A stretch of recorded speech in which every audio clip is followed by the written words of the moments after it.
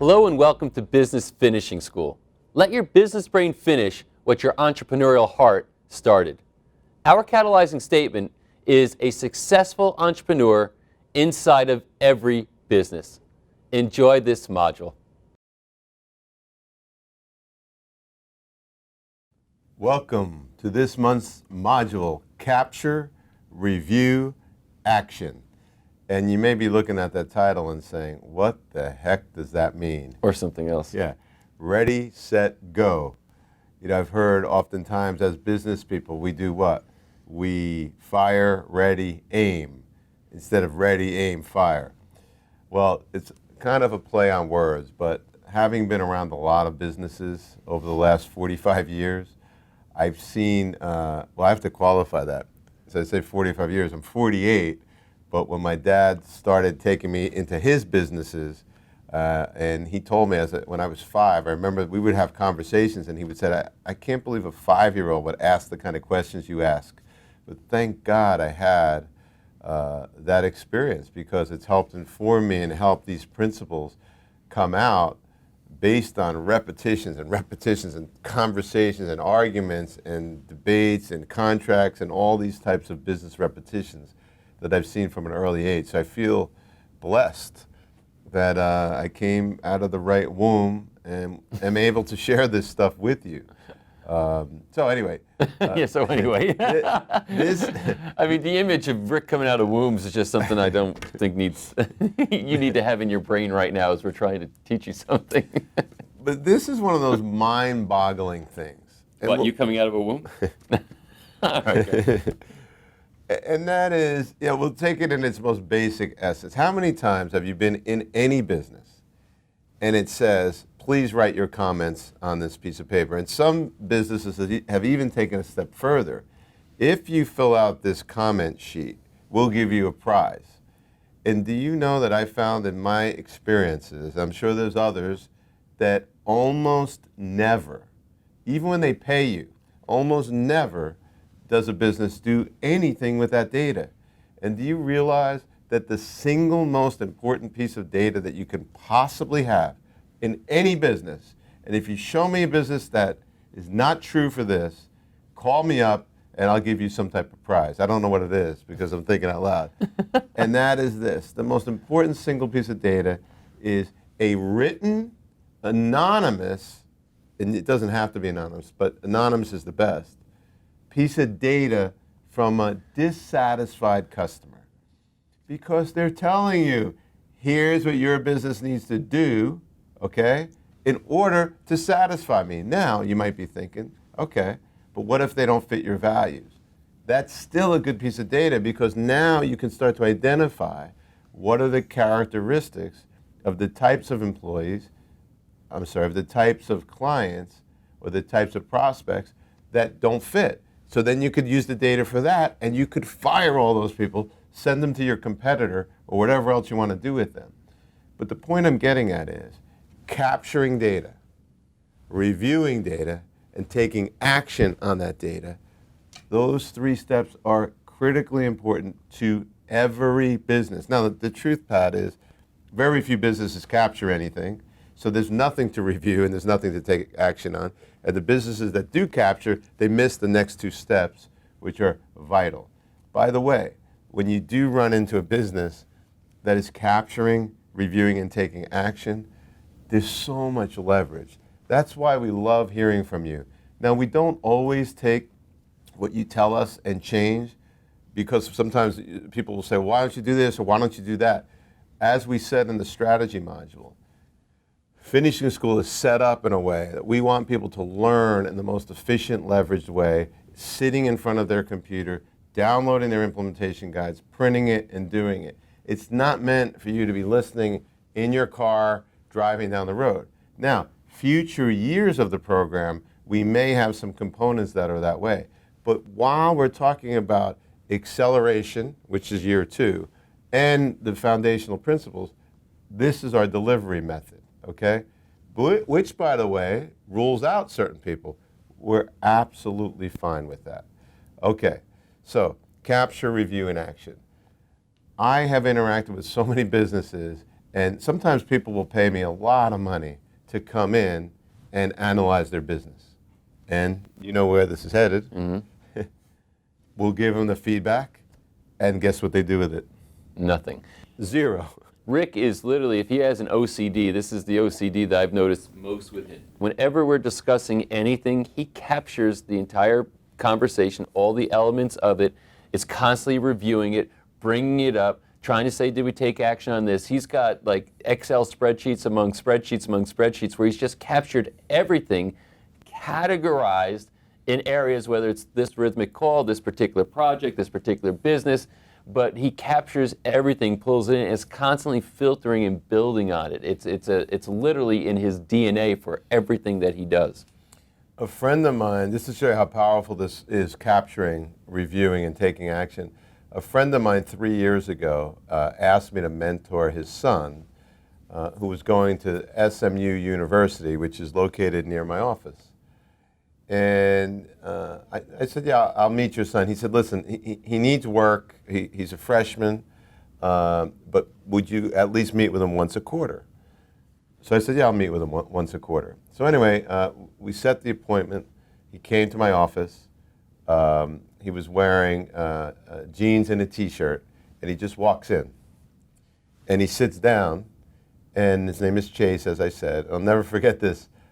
We start talking, and I said, well, you have any questions for me? He goes, yeah, and he's like, he's thinking, he asked me a question, I give him an answer, asked me a question, I give him an answer. We talked for 45 minutes, and at the end of 45 minutes, and this was a kid that was directionless, and this is a testament to this module.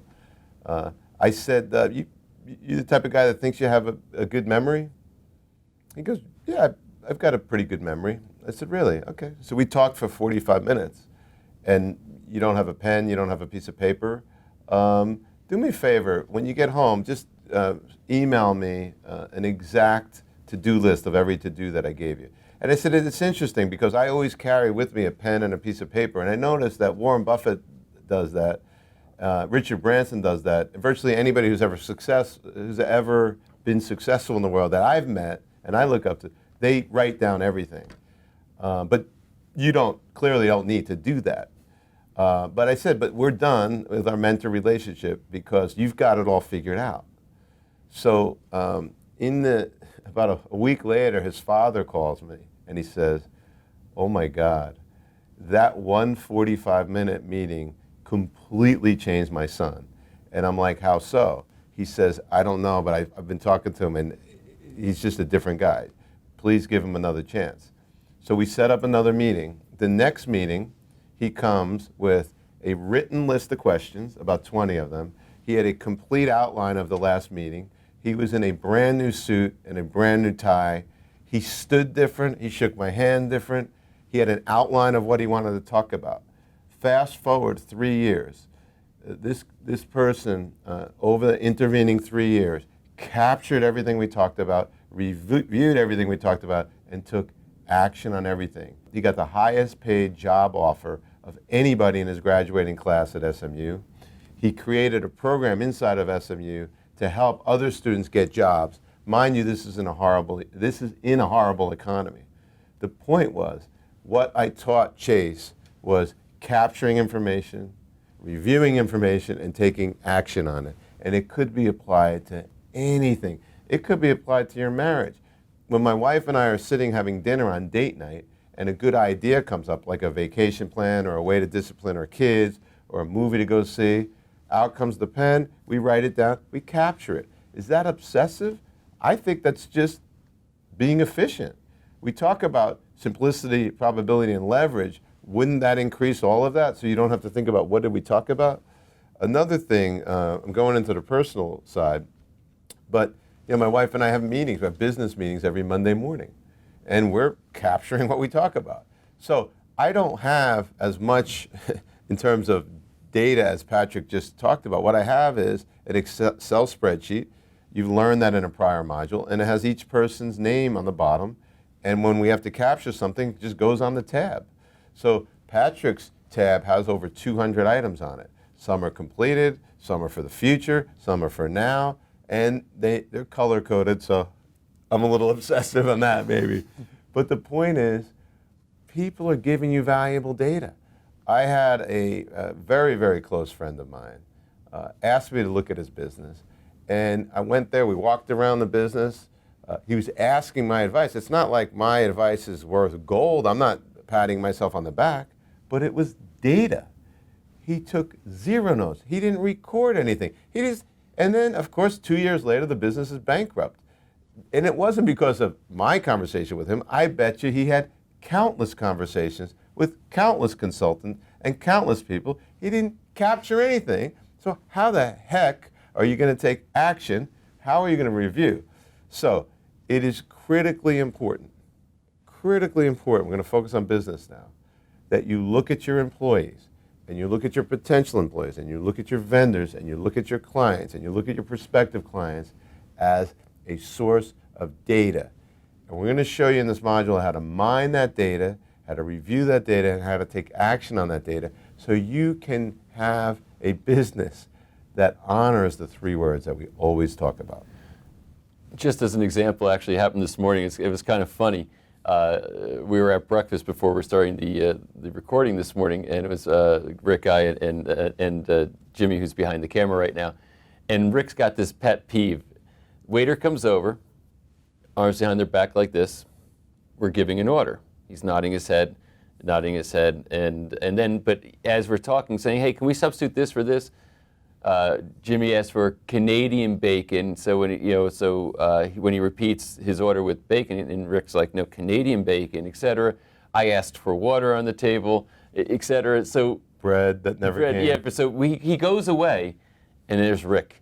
He's all steaming up now. He's like getting really pissed off, and he's like, I don't understand, how do people not write things down? And I'm sitting there saying, yeah, well, and he goes, this restaurant's empty. We're gonna get crappy service. You watch. I noticed this all. And I'm sitting there saying, listen, the restaurant's pretty empty right now. There's only a certain amount of things on the menu. He probably just registers them in his head and goes away. I'm trying to defend the poor guy, and Rick is really getting upset. Well, sure enough, first thing comes, he takes my drink order, puts it in front of Rick, and Rick just pushes it across the table at me. He's exaggerating. I'm not exaggerating a bit. And then the guy, and then the guy says, and then he Rick gets his drink. Next thing you know, the order comes, the bread doesn't come that we asked for, that was supposed to be didn't. So the guy gets a little more frantic because Rick is like kind of saying, where's this? The water never came to the table, which I asked. We'd all like to have water. Long story short, the entire order is screwed up. When he finally does bring the bread, it's the wrong bread. Nobody ate it anyway. So the bottom line is that anytime somebody's not capturing, and I'm not talking about trying to remember in your brain, but writing down and capturing, he gets like hives. And sure enough, his point was made that morning, because I'm sitting there thinking, the guy's got it. It's not a big deal. And for sure, the guy didn't even come close to having it. Then, of course, we have the whole discussion with him, which should the tip be based on all this.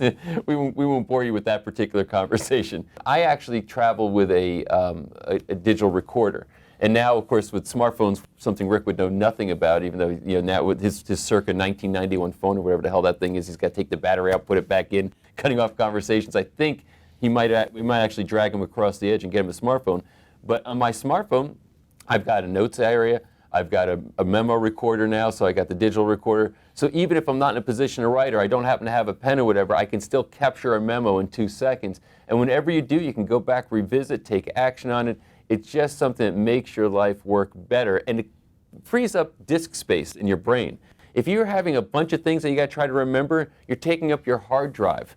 So what you want to do is basically get things off of your brain onto paper, so you don't have to try to remember all these different things, which you're bound to forget some key elements when you do that. It's important to note here, when you put it in the lens of simplicity, probability, and leverage, let's take the example you used, because it's a good one. This is a very expensive restaurant. This is a well-dressed waiter. As Patrick said, there was no one there. Simplicity, probability, and leverage. When you pull out that thing and you write down and you want to get it right, as a waiter, what are you saying to the customer? I want to get it right. Whereas when you're standing back with your arms, not repeating anything back, you're adding complexity to your brain, to your job, to the whole situation. Lowering probability. Yeah, so simplicity, probability, and leverage. Writing it down, getting it perfect, delivering customer service, eliminates a lot of chaos. Now this person, because he screwed it up, he felt defensive, he was shy, he didn't want to come near the table. And mind you, we were having a business conversation. From an efficiency perspective, I just wanted him to write it down so we didn't have to worry about anything. But the conversation turned to, chaos. Where's the bread? Where's this? Why don't I have the right drink? Where's the water? How come blah, blah, blah. And so this is what happens when customers interact with your business. If you don't learn how to do this for your business and bake it into your business culture, you're not honoring simplicity, probability, and leverage. I want to read to you the descriptor for this module so you can think about what is the promise. In this module, we will show you how to capture the essential pieces of data in your business so that nothing slips through the cracks. Many businesses have the data in front of them to make the right business decisions, but lack the skill to implement those decisions. The skill or capabilities, maybe. We will also show you how to use subjective information to make objective decisions. Let me start there, because I think it's important. We talk about this a lot. Many times, and you could think about a prior module, we're fearful about using subjective data to make objective decisions. And one easy way to explain this is when we're hiring somebody. The subjective data, and I say it's subjective because, as an example, they showed up for an interview, they didn't have their resume, they didn't have a pen, they didn't have anything to write on, they didn't dress right, okay? And so that's subjective information. The objective decision you want to make from that, if you come to work for our company, is my objective decision is next. But another person's objective decision might be, well, yeah, they didn't do all those things right. Make excuses for them. Yeah, they start, the fear comes up. Well, I really like them, and I don't want to tell them no, and blah, blah, blah, blah, blah. And then they wonder why all of their employees show up for meetings unprepared, without the proper research, not dressed right, coming late, leaving early, all this stuff. Incidentally, just as an aside, because to show you that this is valid, I just recently hired a new executive assistant. A lifetime assistant following the Module 10 protocol exactly. And one of the things Rick said to me, before I was going to my final meeting, 120 candidates down to the final 3, and he said, anybody who shows up and they don't have a copy of their resume, they don't have a pen, a pad, whatever the couple of basic things are, they're out. Right at that point, they're done. And sure enough, 2 of the 3, and this is after phone interviews and everything else, show up without a copy of their resume and without something to write with. No. Yeah, I'm serious. And I would say, did you bring a copy of your resume? Oh, well, no, I knew you already had it, so I didn't think I needed to bring another one. But the one had the notepad, the resume, things I didn't ask for, like references, anticipating things that might be necessary. She got hired, and she's a superstar. But it is, you might say it's subjective. I could have made excuses. They made excuses. And it's not that the excuses aren't rational. Yes, it is true that I already had the resume. But here's the point.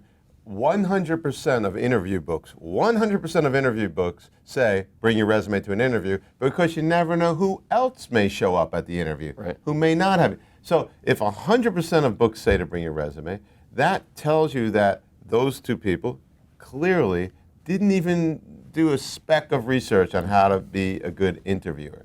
And what are they telling you? Well, I'll do just enough. If you told me to show up, so here I am. But they didn't do more. Right. And do you want your employees to do just enough, what you ask them to do, or do you want them to do more? So the bottom line is that you want somebody who's already wired to capture information at all times and nothing gets by them.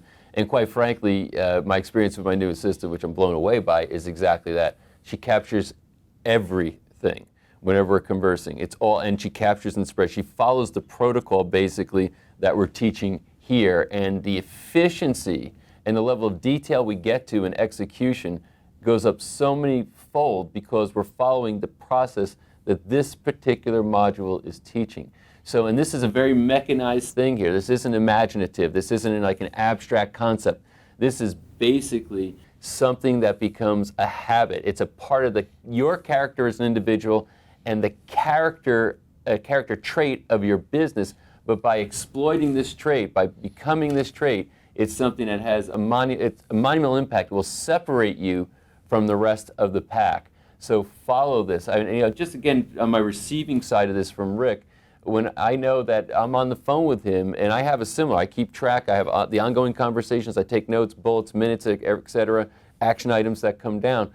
But I just know, like he said, we have ongoing conversations, we have rhythmic conversations, multiple ones a week, 200 items in there. But the first thing he starts a call with is, he'll run down the list, said, we spoke about this, this, this, and this. Is there any action that's been taken on that thus far?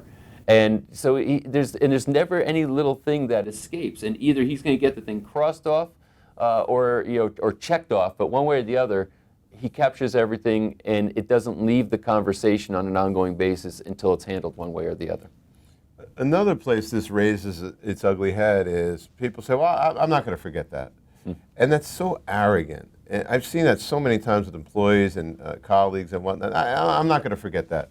So a week later, I'll say, remember you said you weren't going to forget that? What was that thing? Oh, damn. 100% of the time. So our culture is all about writing things down. Another way that this works, and we'll talk about this a little bit more in the implementation guide when you see it, but when you're having meetings, one simple step at the end of a meeting, and a phone call is also a meeting, it's two people on the phone or a conference call, always have a scribe. And at the end of the call, simply say, what are the to-dos from this meeting? And have somebody read it and have somebody's name next to it. So Patrick and I are on the phone, and at the end we always say, what are the to-dos from this meeting? Well, you're going to call Ashley, you're going to call Christy, we're going to get that edit into the video, we're going to put this in the implementation guide, we're going to make a plane flight to do this, blah, blah, blah. And we'll even take this separate step to put those to-dos somewhere, either on a calendar entry or an email. So simple. Do you know that virtually all meetings in the United States end without someone saying, here's what the to-dos are, and here's what the person's name is, and most importantly, here's when it is to be done by. So who, what, when? And in the book Rockefeller Habits, Vern Harnish talks about that a lot. Who, what, when? But it's so simple. Simplicity, probability, and leverage. So let's talk about ways to capture business data. So here's the first thing. Patrick and I have been saying the word all a lot. The truth is, to keep your business leveraged, you want to capture important data. So where are all the inputs into your business where you need to capture data? Well, you want your employees to be happy, so you want to capture data on improvements in your business and in your relationship to your employees. I had a situation years ago where, and I didn't even realize it was happening. We had about 40 employees at the time, and we had 2 printers that were strategically placed in the office, but or so I thought. But as it happened, because of an office move, both printers were on one together, because that's how the IT department set it up. So what we realized is we were wasting like 30 hours a week of 40 people walking across and waiting and all that stuff. And we determined, based on me capturing the data, what's wrong with the office? Well, we got this issue. It took months for anybody to say anything to me, even though I was meeting my employees and gathering data. But the point is, at a certain meeting, one of the employees mentioned it, and I had my IT guy look at the problem and observe the office, and we found out that we were wasting, as I said, many, many, many hours. So at the cost of about $3,000, we bought 6 more printers, and we put them in strategic places. No more chaos, no more lines, no more waiting. We solved the problem. But that's an opportunity that I got a piece of data from my employee. I took that subjective piece of data, made an objective decision, because it's subjective when somebody says, I'm waiting too long at a printer. Took the subjective data, made an objective decision. That is a very simple example of something that could happen in your business 1,000 times. I have been involved in a particular business that Pat knows the one I'm talking about, where at the end of your experience with this business, an employee of the company will interview you and say, how can we improve it? How was your experience? Tell me more, tell me more, tell me more. And as the customer, you're proud, you're happy about your experience, and you're sharing all this, and you're giving them positive data and negative data, and nothing is ever done. thousands upon thousands upon thousands of pieces of data, and it goes into the garbage can. Unbelievable. And that right there is the difference between Apple over here and the thousands of other companies that have gone bankrupt in that business. We talked about some examples here. We gave you a flavor of what this is about. We hope that you're understanding fully what we're talking about. We will hammer it home in the application section of this module. Thanks for watching.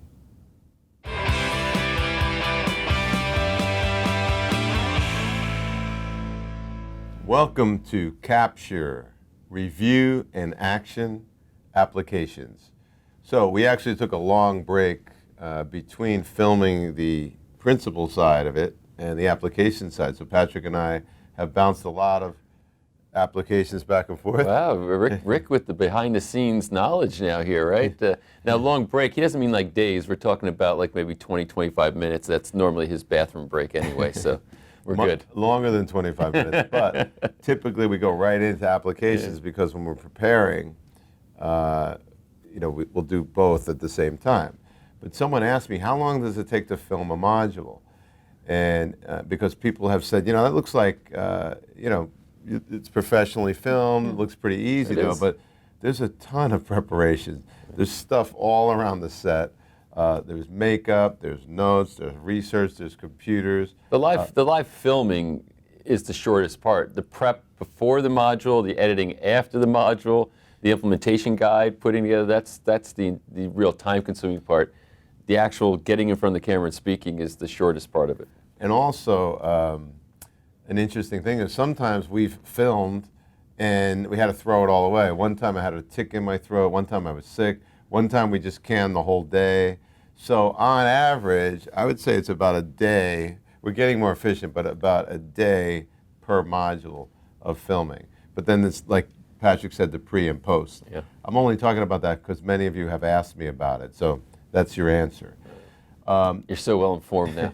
In Module 3, one of the downloadable forms at the end was called the Conversation Relationship Tracker. And that applies to this module as well. What we're going to do in this module is have that as a downloadable form. I'm also going to put as a downloadable form a business relationship tracker, and it's some of the aspects of your business that you need to track. Things like customer responses, customer survey results, employee responses, survey results. You may want to consider having an open door policy for 1 hour a week where you tell your employees every Friday at 3 p.m., as an example, it could be Wednesday at 2, it doesn't matter. From Friday at 3 p.m. to 4 p.m., my door is open, come in and tell me anything that we need to improve on the business. Be careful there, make sure it's a positive session and don't talk about any other employees. Just talk about the business and capture that.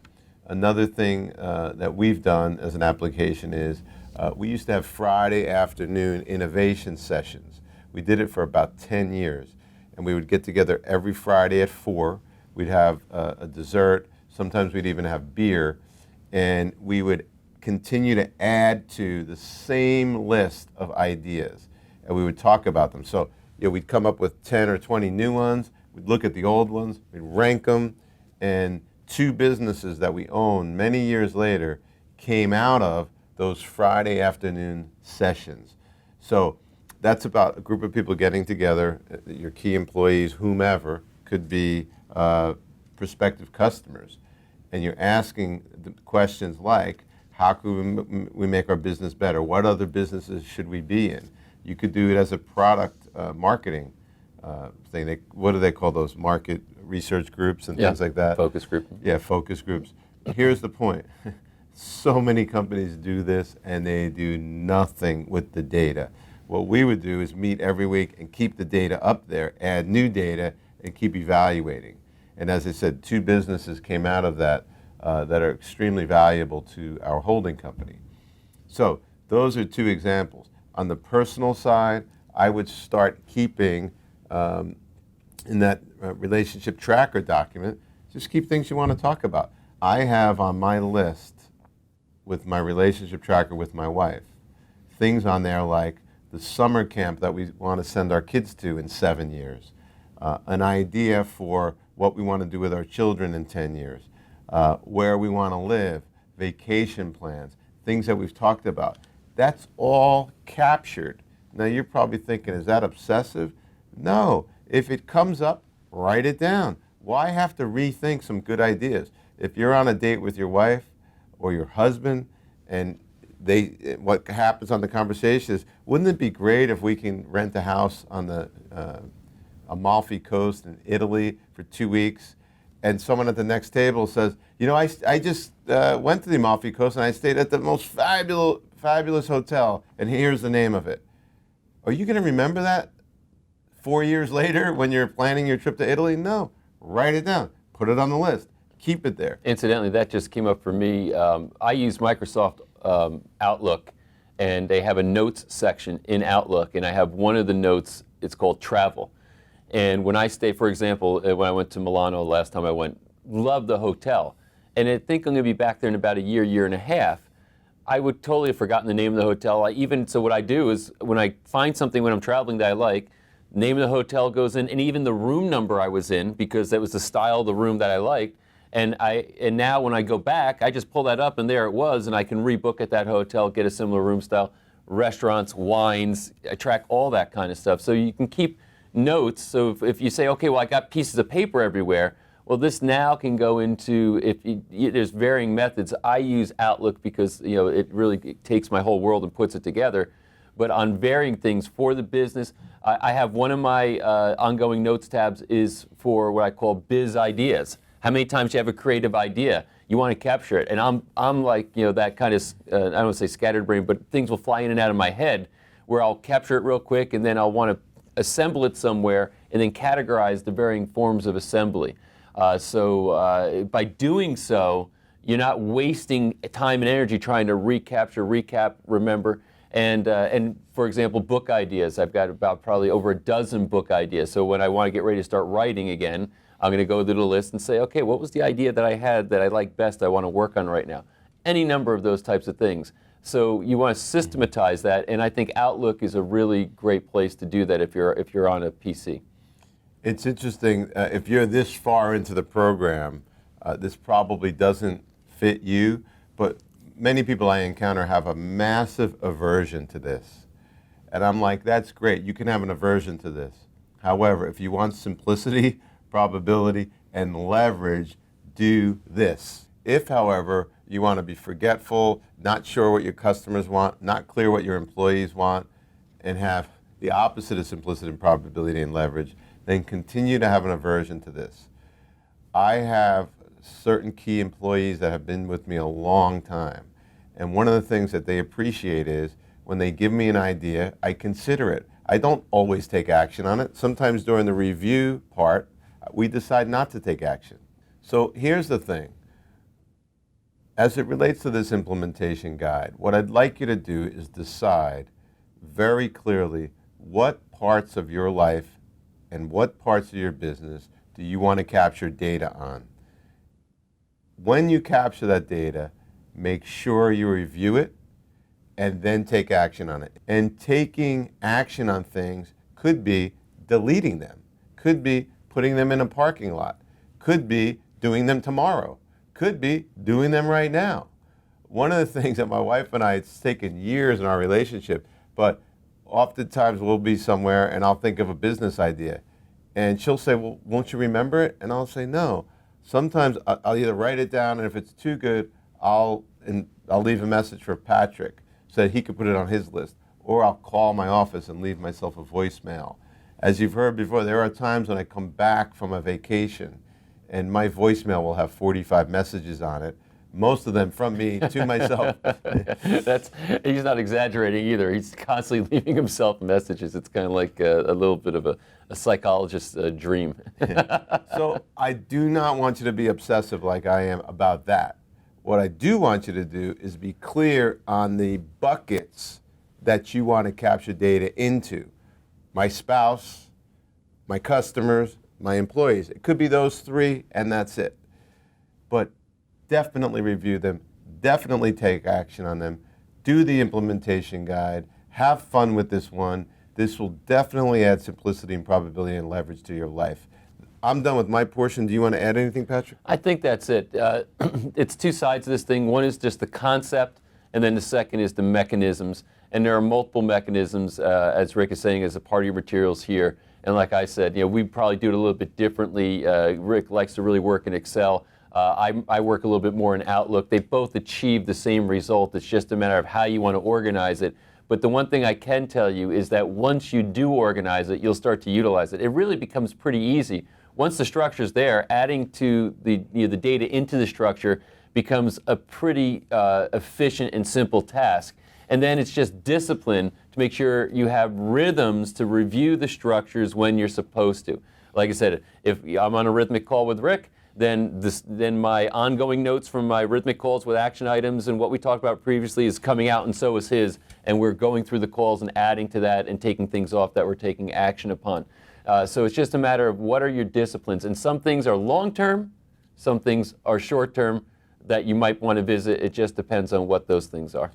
And Patrick triggered something, and I looked down at my notes that I want to make sure is clear, and that is there's a personal way to capture, review, and take action, but organizationally, you want to make sure your executive team understands this. There are companies in the United States, some with dozens of employees, just dedicated to the task of researching and reviewing the data that customers give, putting in an action plan after, obviously thorough review. So they're doing the same thing, but they're having employees tasked with that. You may be a company watching this and saying, I never thought of that. I don't know why I have my lowest level employees, my staff with a lot of turnover at the lowest level. Why are they the ones that are taking the data from the customers and deciding what to do with it? Maybe you want to have a full-time person that's evaluating data from employees, evaluating data from customers, evaluating data from from the marketplace, reviewing it, and then deciding what policies you may change in your business, what tactics you may change in your business. You may want to reevaluate your permanent strategy. So it's critically important that you understand this first at a personal level and then push it down organizationally. So I think you got your work cut out for you. This is an ever-evolving process. Jump in, make it version 1 for you today, and you're going to find that version 2, 3, and 4 are going to get better over time as far as how you manage this process. And once it becomes a part of your character and your habits, it's going to take you to a completely new level. So look forward to that. Thank you for watching this module of Business Finishing School. Let your business brain finish what your entrepreneurial heart started.